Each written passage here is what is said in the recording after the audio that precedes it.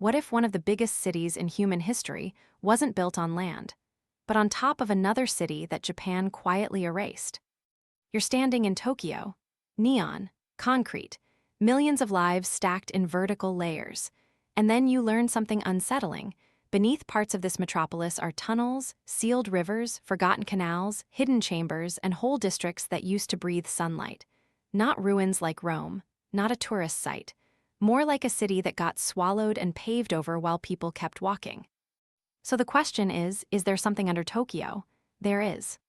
The question is, what exactly got buried, and why did it disappear so completely that it feels almost illegal to imagine? Start with a simple fact. Tokyo is young, at least under its current name. For most of its life, it was Edo, a castle town that exploded into one of the world's largest cities during the Tokugawa shogunate. Then, in 1868, the Meiji Restoration moved the emperor from Kyoto to Edo, renamed it Tokyo, and called it the new imperial capital. That sounds clean, a transfer of power, a new era, a fresh start. But cities don't reset like that. Cities accrete, they leave ghosts. And Tokyo has too many ghosts to be just a modern capital. Look at the ground you're walking on. Parts of Tokyo are not natural in the way you think. Huge stretches of the city are reclaimed land. The shoreline has been pushed outward for centuries, especially around Tokyo Bay. What used to be tidal flats became neighborhoods, warehouses, expressways. The map itself has been edited. Then consider the rivers. Tokyo once had more visible waterways threading through daily life. Over time, many were straightened, redirected, turned into canals, then covered. Some were replaced by roads. Others became underground storm drains. If you've ever seen a small street dip suddenly or felt a cold draft rising from a grate on a humid day, you've felt the city's buried plumbing. Now add earthquakes. Tokyo sits near the collision zone of multiple tectonic plates. It has been shattered, rebuilt, and shattered again. The Great Kantō earthquake of 1923 killed more than 100,000 people, many in the firestorms that followed. Entire districts vanished in hours. Then World War II came. In 1945, incendiary bombing raids, especially the firebombing of March 10, burned vast areas of the city.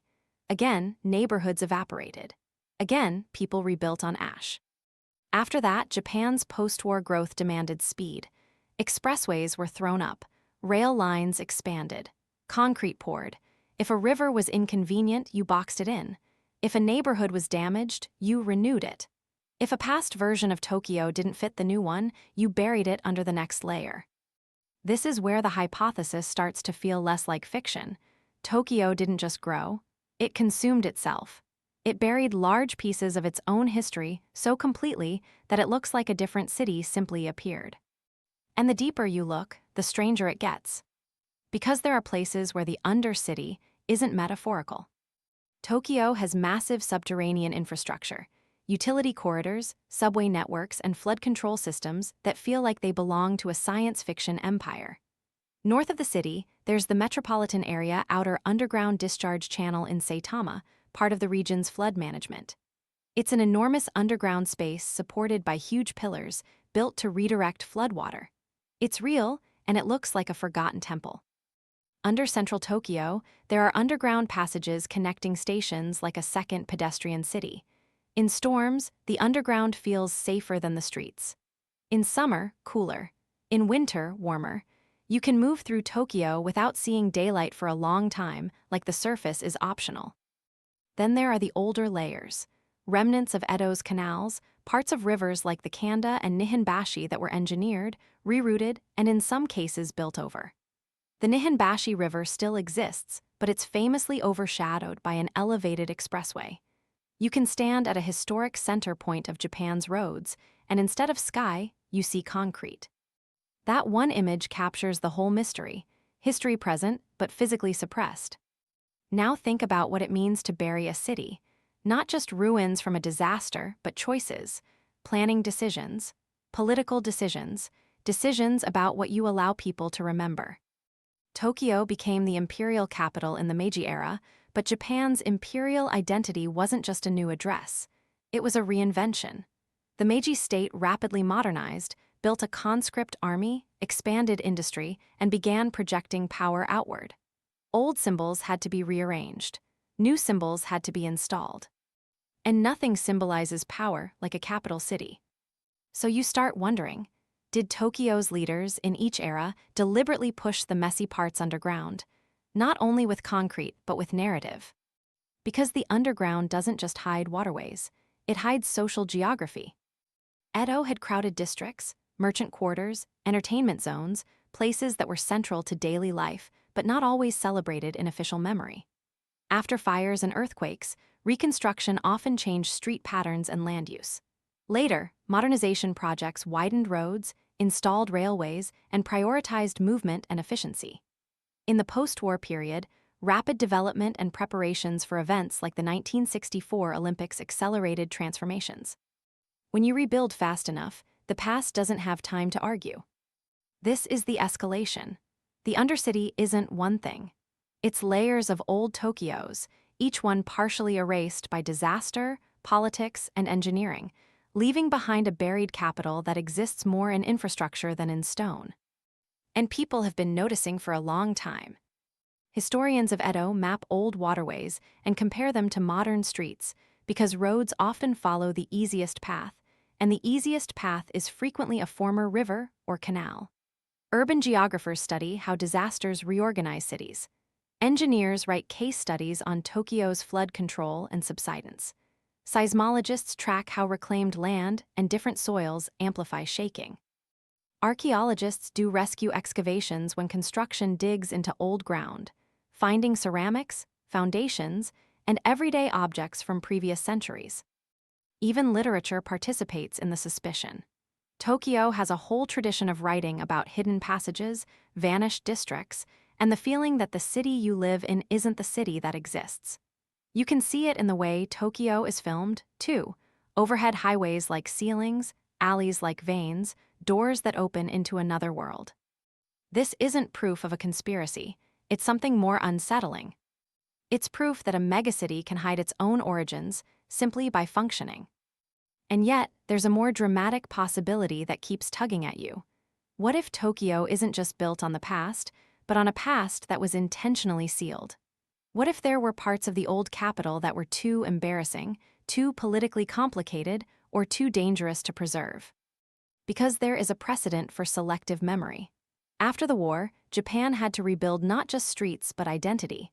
After 1923, the earthquake and fires became a kind of national trauma. After 1945, the destruction was beyond comprehension. In each case, survival demanded forward motion. Sometimes the fastest way forward is to pave. But here comes the twist. Most experts don't think there's a single, lost imperial capital under Tokyo in the way your imagination wants. There isn't one coherent buried city, frozen in time, waiting to be discovered like Pompeii. The mainstream explanation is simpler and, in a way, more frightening. Tokyo is a city that has been repeatedly destroyed, repeatedly redesigned, and constantly maintained. The underground is not a secret museum. It's a machine. Rivers got covered not to hide history, but to control floods, prevent disease, and make room for roads and trains in a dense city. Reclaimed land expanded the port and created new space because millions needed somewhere to live and work. Elevated expressways were built because traffic demanded it, especially during rapid economic growth. And when disaster strikes, rebuilding often clears away what's left, not because someone wants you to forget, but because you can't live inside a ruin. In other words, the burial isn't one event, it's a continuous process. And the evidence supports that. Tokyo's old maps show gradual shifts. Engineering records document when canals were filled, when rivers were rerouted, when flood tunnels were built. After the Kantō earthquake, urban planners proposed modern road grids and fire breaks. After the war, land readjustment projects reorganized parcels. Archaeological finds appear in fragments because the ground has been disturbed again and again by construction. You don't get a preserved undercity, you get a palimpsest. So if you're hunting for a dramatic hidden capital, science tells you to lower your expectations. The Under Tokyo is not a forbidden kingdom. It's a layered archive shredded by necessity. But that isn't the end. It's where the real conflict begins. Because even if the mainstream explanation is correct, it doesn't dissolve the unease. It just changes its shape. If Tokyo's underground is just infrastructure, why does it feel like a second city? Why does the surface sometimes seem like a thin decorative layer stretched over something older and more permanent? Why do certain histories feel oddly unreachable, as if the physical redesign also redesigned what people can easily remember? And if the burial is just development, you still have to ask, development chosen by whom and for whose benefit? Covering a river is an engineering solution, but it also transforms neighborhoods. Rebuilding after a disaster is necessary, but it can also erase communities that don't have the power to return. Modernizing a capital can be progress, but it can also be a quiet replacement of local memory with national narrative. Even the most honest explanation leaves a gray area. Cities forget on purpose and by accident at the same time. Tokyo is also uniquely vulnerable. Earthquakes, fires, bombs, and floods create recurring opportunities to redesign. Each catastrophe becomes a reset button, and each reset invites someone to decide what counts as worth saving. Sometimes the decision is practical. Sometimes it's political. Sometimes it's simply that concrete is cheaper than remembrance. So you end up with two truths that collide. 1. There is no single buried imperial capital waiting intact beneath your feet. 2. Enormous parts of Tokyo's lived history have been physically swallowed, and the act of swallowing changes what you're able to imagine about the past. Which means the city under Tokyo is real, just not in a clean, cinematic way. It's in rerouted water you never see, in old street lines that still guide your steps, in artifacts dug up only to be cataloged and covered again, in stations built like underground continents, in the way the present sits so heavily on the past that the past can't breathe. And maybe that's the most unsettling possibility of all. Not that someone buried an imperial capital to hide it, but that a capital can be buried simply by becoming successful. Because when a city grows fast enough, history doesn't disappear with a bang. It disappears under the next layer of pavement, while everyone is too busy getting to work. So next time you walk through Tokyo, imagine the ground as a stack of maps: Edo beneath Tokyo, canals beneath roads, ash beneath storefronts, decisions beneath necessity. And you moving across it all not as a visitor, but as part of the latest layer. In a place like this, the past isn't behind you. It's under you, holding the weight of the future in silence.